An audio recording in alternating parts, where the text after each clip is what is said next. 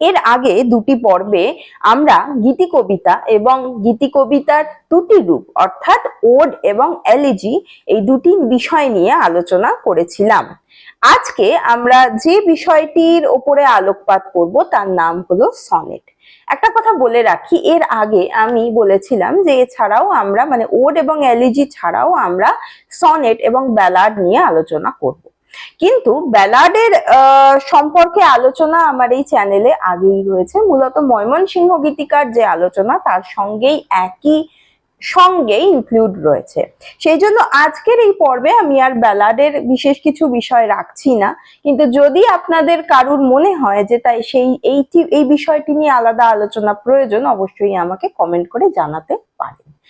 আজকে আমরা মূলত দেখব সনেট কাকে বলে, বাংলা সাহিত্যে সনেটের যে গতি প্রকৃতি সেইটি কিরকম ছিল এবং সনেট সম্পর্কে একটা সামগ্রিক আলোচনা। আমি সনেট বিষয়টাই বেছে নিলাম কারণ আমার মতো অন্যদের মতো আমারও বিষয়টা ছিল যে সনেটের বিষয়বস্তু বুঝতে একটুখানি সমস্যা হতো। তাই এই ভিডিওটিতে আমি চেষ্টা করব খুব সহজে সনেট কি এবং সনেট সম্পর্কে একটা সামগ্রিক আলোচনা আপনাদের সামনে তুলে ধরতে। তাই জন্য ভিডিওটি শেষ অবধি দেখার অনুরোধ রইল। সনেট সম্পর্কে আমাদের যে পরিচিতি অন্তত বাংলা সাহিত্যের ক্ষেত্রে তা কিন্তু মধুসূদন দত্তের হাত ধরে। মধুসূদন দত্তের সম্পর্কে সেই আলোচনা এই পর্বেই খুব সংক্ষেপে আমি রাখবো। তার আগে আমরা একটুখানি সনেটের মূল বিষয়ের উপরে দৃকপাত করি। সনেট গীতি কবিতার একটি অত্যন্ত জনপ্রিয় এবং গুরুত্বপূর্ণ রূপ। এটি মূলত একটি নির্দিষ্ট কাঠামো ও ছন্দে রচিত 14 পংক্তির কবিতা, যেখানে কোনো একটি ভাব বা অনুভূতি সংক্ষিপ্ত অথচ গভীরভাবে প্রকাশ করা যায়। সনেট সম্পর্কে আলোচনা করলেই আমাদের মাথায় আসে 14 পংক্তির একটি কবিতা। এটাই সনেটের সব থেকে বড় বৈশিষ্ট্য এবং তার মাধ্যমে এই 14টি পংক্তির কবিতার দ্বারা কিছু রীতিকে অবলম্বন করা হয় এবং খুব একটি গভীর বিস্তৃত ভাবনাকে সংক্ষেপে প্রকাশ করার একটা ইচ্ছা লক্ষ্য করা যায় এই সনেটের মাধ্যমে। সনেটের যদি আমরা সংজ্ঞা দিই তাহলে বলা যেতে পারে সনেট হলো একটি নির্দিষ্ট ছন্দ ও গঠনে রচিত 14 পংক্তির গীতি কবিতা, যেখানে একটি ভাব বা অনুভূতির সুন্দর এবং সংহত প্রকাশ ঘটে। খুব সহজ একটি ছোট্ট সংজ্ঞা। এছাড়াও আমরা একটি বিষয়ের উপরে আলোকপাত করতে পারি যে ইংরেজ কবি কোলরিচ সনেট বলতে বুঝিয়েছিলেন এমন এক ক্ষুদ্র কবিতা যাতে একটি অখণ্ড ও সংহত ভাবকল্পনার অনুভূতির প্রকাশ ঘটে। A small poem in which some lonely feeling is developed. Monmoy কবিতার এই বিশেষ রূপই হলো সনেট, যে শব্দটি ইতালীয় সনেটো বা মৃদু ধ্বনি থেকে উঠে এসেছিল। ইতালিতে নবজাগরণের যুগসন্ধিতে 14 শতকে কবি পেত্রার্ক সনেটের জন্ম দেন। অন্যান্য সনেট রচয়িতাদের মধ্যে কীর্তিমান দান্তে এবং ট্যাসো ছিলেন পেত্রার্কীয় সনেটের আদর্শ অনুসারী। এই যে আমি আলোচনাটি করলাম সেখান থেকে কি আমরা পেলাম যে সনেট শব্দটি ইতালীয় শব্দ সনেটো থেকে এসেছে, যার অর্থ ছোট গান বা লিটল সং বা মৃদু ধ্বনি। এছাড়া সনেটের বৈশিষ্ট্য আমরা কি পেলাম? সনেটের সব থেকে গুরুত্বপূর্ণ বৈশিষ্ট্য হলো 14 পংক্তির একটি কবিতা। 14টি পংক্তি দিয়ে গঠিত হয়। একটি নির্দিষ্ট ছন্দ এবং অন্তমিল অবশ্যই সনেটে থাকে। একটি নির্দিষ্ট রিদম স্কিম বা অন্তমিলের নিয়ম সনেটে আছে, না হলে কিন্তু সনেট তৈরি হতে পারে না।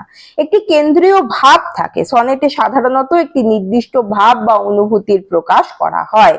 ভাবের মোড় থাকে, যাকে বলা হয় ভোল্টা। এই বিষয়ের আলোচনায় আমি আসছি। সনেটের একটি অংশে হঠাৎ ভাবের পরিবর্তন বা মোড় দেখা যায়, যাকে বলা হয় ভোল্টা। সংক্ষিপ্ত অথচ গভীর প্রকাশ, ছোট আকারের গভীর অনুভূতির প্রকাশ করাই কিন্তু সনেটের প্রধানতম বৈশিষ্ট্য।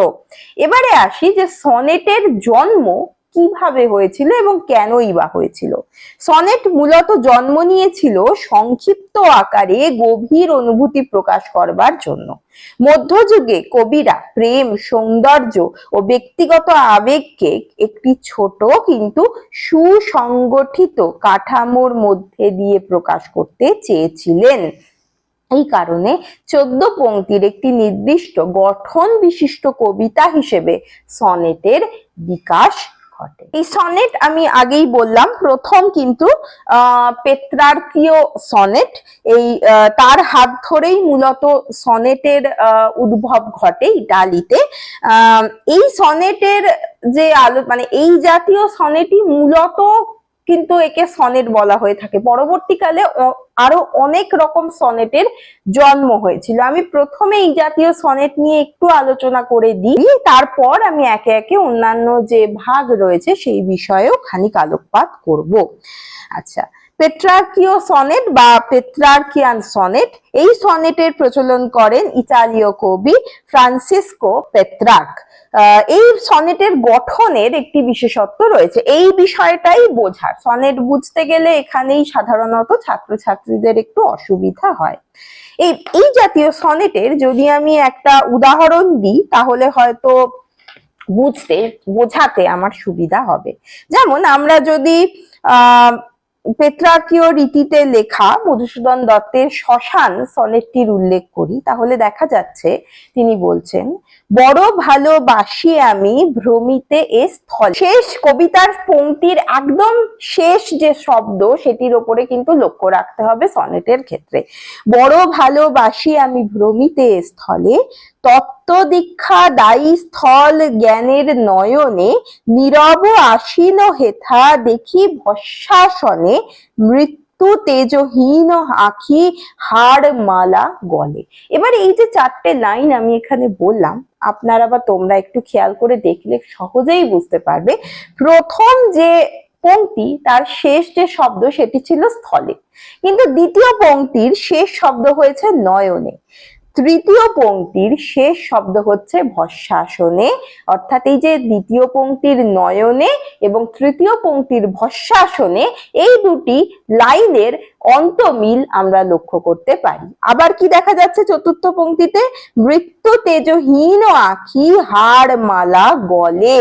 প্রথম লাইন কি ছিল, বড় ভালোবাসি আমি ভ্রমিতে স্থলে, তত্ত্ব দীক্ষা দায়ী স্থল জ্ঞানের নয়নে, নীরবে আসীন হেথা দেখি ভস্মাসনে, মৃত্যু তেজহীন আখি হাড় মালা গলে। অর্থাৎ প্রথম পংক্তির সঙ্গে চতুর্থ পংক্তির অন্তমিল লক্ষ্য করা যায়। এই যে বিষয়টা সনেটের, একে পেত্রার্কীয় সনেট বলা হয়ে থাকে।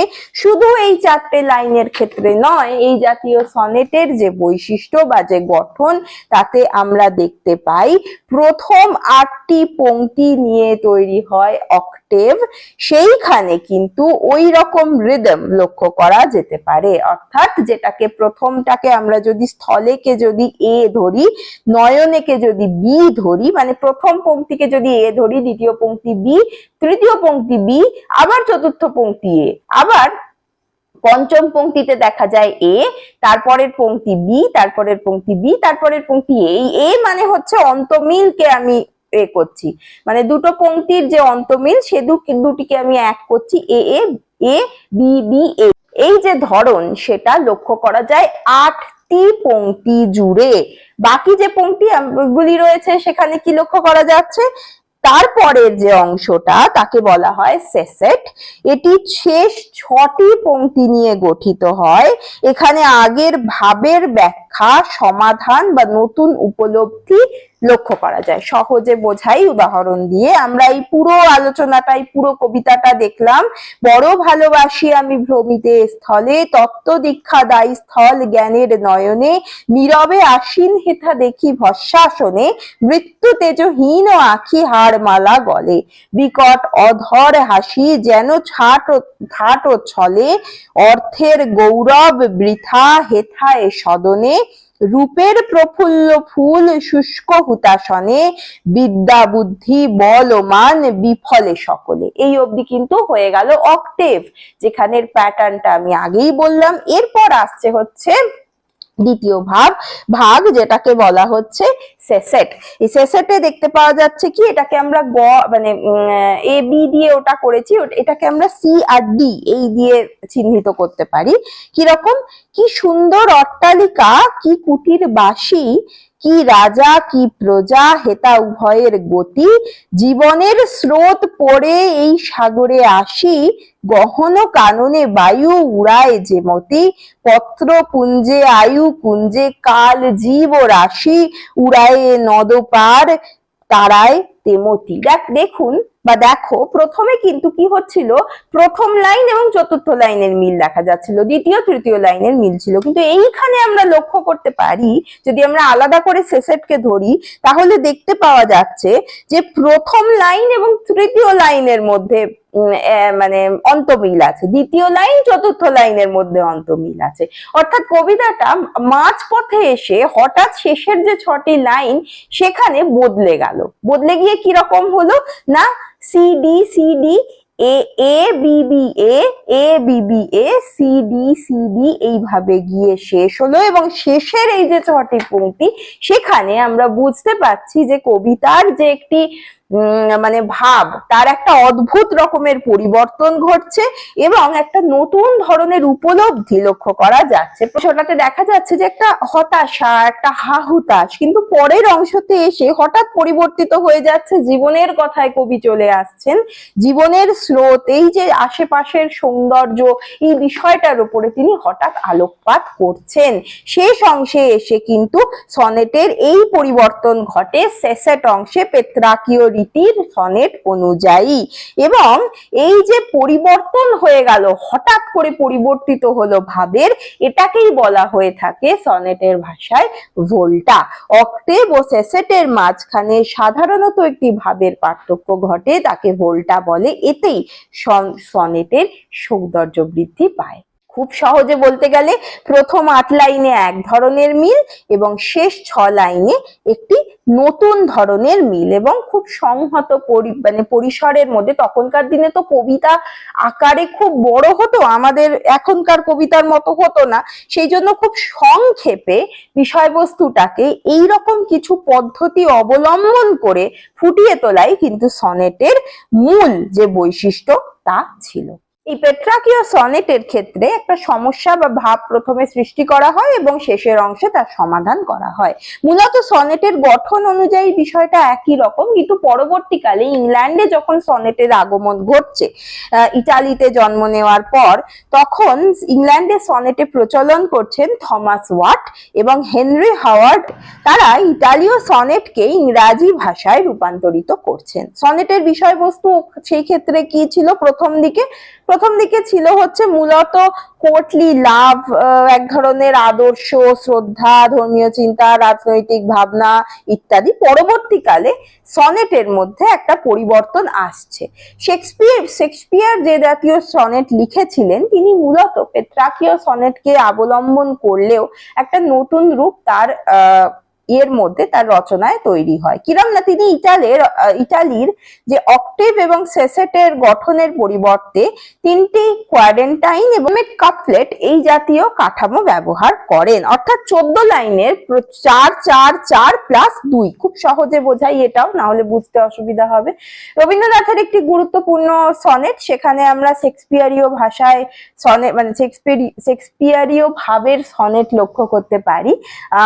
শতাব্দীর সূর্য আজি রক্ত মেঘ মাঝে, অস্ত গেল হিংসার উৎসব আজি বাজে, অস্ত্রে অস্ত্রে মরণের উন্মাদ রাগিনী, ভয়ঙ্করী দয়াহীন সভ্যতা নাগিনী, তুলিছে কুটিল ফনা চক্ষের নিমেষে, গুপ্ত বিষদন্ত তারে ভুরি তীব্র বিষে। এখানে আমরা লক্ষ্য করতে পাচ্ছি পরপর অন্তমিল রয়েছে। শতাব্দীর সূর্য আজি রক্ত মেঘ মাঝে, অস্ত গেল হিংসার উৎসব আজি বাজে।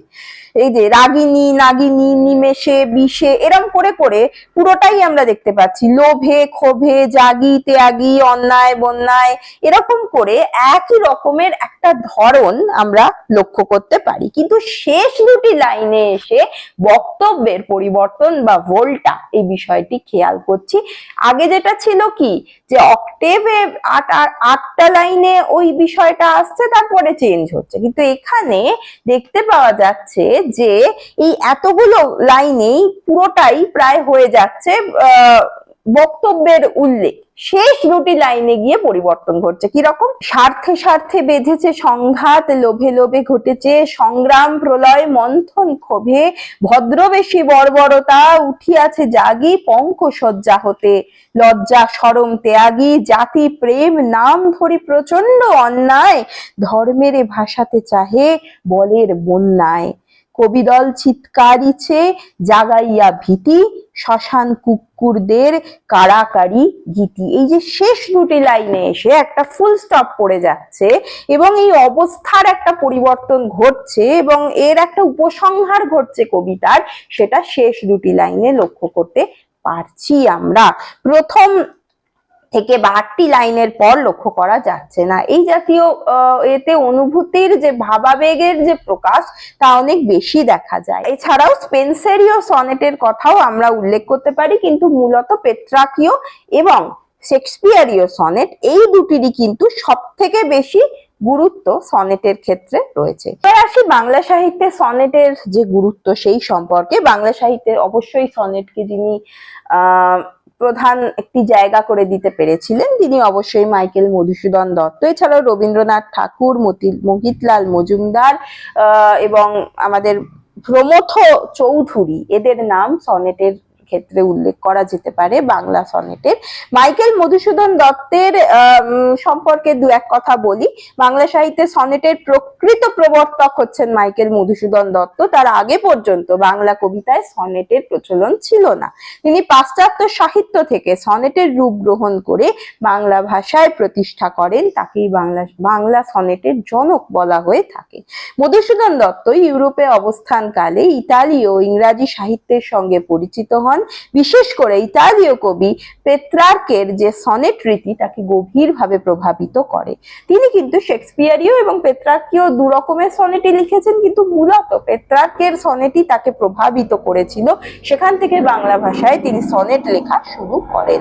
তার চতুর্দশপদী কবিতাবলী নামে যে সনেটের সমূহের যে গ্রন্থ, তা সংকলিত হয় 1866 খ্রিস্টাব্দে।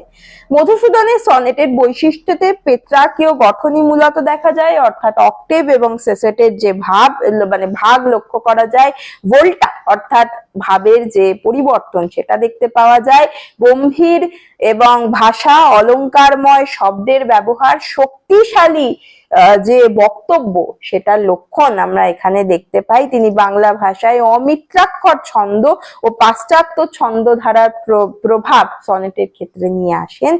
তিনি তার সনেটের বিষয়বস্তু হিসেবে দেশপ্রেম, ব্যক্তিগত দুঃখ বেদনা, ধর্মীয় ভাবনা, মাতৃভূমি স্মৃতি এবং আত্মসমালোচনা সবটাই লক্ষ্য করা যায়। মধুসূদনের অনেক সনেটে তার ব্যক্তিগত জীবনের বেদনা ও অনুশোচনা প্রকাশ পেয়েছে। বিশেষ করে মাতৃভূমির প্রতি এক গভীর আকুলতা লক্ষ্য করা যায়। তার বিখ্যাত যে সনেট, তার মধ্যে কপোতাক্ষ নদ, বঙ্গভূমির প্রতি, আত্মবিলাপ, এই সনেটগুলির নাম আমরা করতে পারি। মধুসূদন দত্তই বাংলা সাহিত্যে প্রথম সনেটের ব্যবহারকে নিয়ে আসেন নিশ্চয়ই, কিন্তু রবীন্দ্রনাথ ঠাকুরও এখান থেকে এই বিষয় থেকে দূরে থাকেননি। তার লেখাও প্রচুর সনেট, এই জাতীয় কবিতা আমরা লক্ষ্য করতে পারি। বাংলা সনেটের আরেকজন অভিনব শিল্পী প্রমথ চৌধুরী, যিনি পেত্রার্কীয় রীতির সঙ্গে ফরাসি ধাঁচের এক সংমিশ্রণ ঘটিয়েছিলেন। এছাড়াও মোহিতলাল মজুমদারের নাম তো করাই যায়। বর্তমানকালে সনেট জাতীয় রচনা আমি জানি না সেই অর্থে আর লেখা হয় কিনা, কিন্তু সেই সময় বৃহৎ কবিতার মধ্যে সনেটের একটি ছোট ক্ষুদ্র জায়গায় এই যে সুসংহত ভাবকে প্রকাশ করার এই যে একটি বিষয় গড়ে উঠেছিল, তা সত্যি আমাদের সাহিত্যকে অনেকখানি এগিয়ে নিয়ে গিয়েছিল। আশা করি এই ছোট পর্বে আমি সনেট সম্পর্কে একটা সামগ্রিক ধারণা দিতে পারলাম। যদি ভালো লাগে অবশ্যই কমেন্ট করে জানাবেন, আর আমাকে এছাড়া এটাও জানাতে পারেন আর কি কি বিষয়ে আলোচনা দরকার আপনাদের চাই। আজ এই পর্যন্তই। ভালো লাগলে একটা লাইক করে দেবেন, আর উৎসাহিত করতে সাবস্ক্রাইব করতে ভুলবেন না। আজ এই পর্যন্তই, ধন্যবাদ।